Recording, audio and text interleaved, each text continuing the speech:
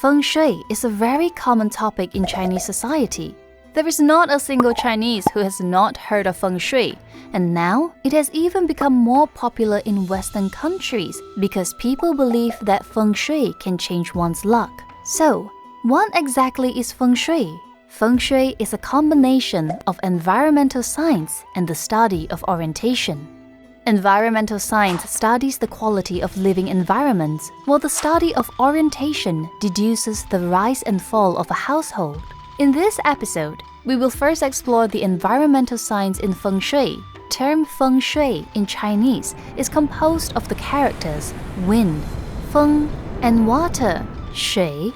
Wind refers to air, while water refers to sources of water.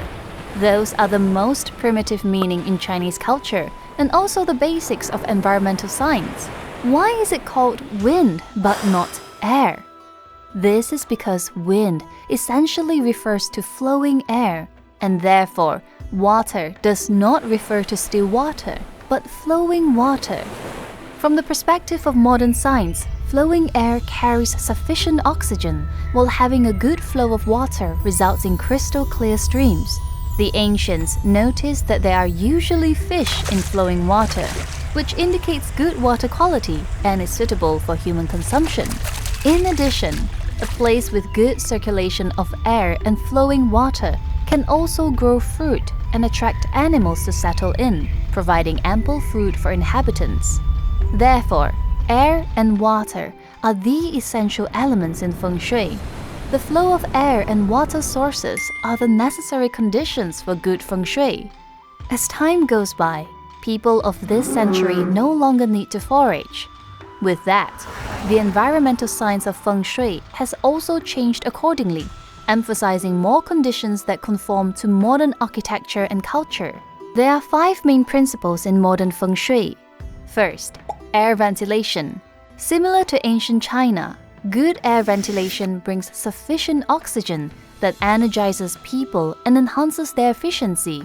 So don't choose a residence with few windows. Second, the flow of water. Although we do not consume river water directly now, plants still grow near water sources, which also improves the quality of air. That's why many developed countries pay attention to greening. From another perspective, we must also be aware of the quality of drinking water. Otherwise, we will be vulnerable to sickness. Third, sunshine.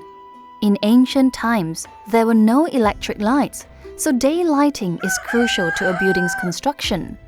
However, in the present day, people can keep the lights on 24/7. Moreover, due to the dense population in cities, many residences have poor daylighting.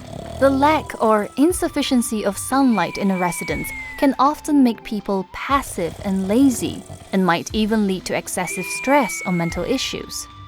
Therefore, if you want to improve your luck through Feng Shui, you must choose a residence with good daylighting.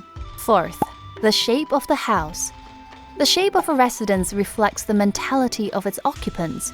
More often than not, people who live in a symmetrical house can think thoroughly and comprehensively, making things go more smoothly for them. Conversely, residences of irregular and asymmetrical or even strange shapes might induce incomplete and strange ideas in people's minds, which easily lead to their failure because they cannot make accurate judgments. Fifth, the flow of people. In ancient times, places with good Feng Shui attracted animals, including humans. And hence, when humans live together in one particular place, it means they prosper as a group there, and the Chinese call that place a Feng Shui treasure land. So, by observing the flow of people in a place, we can determine whether this place can bring success to its residents.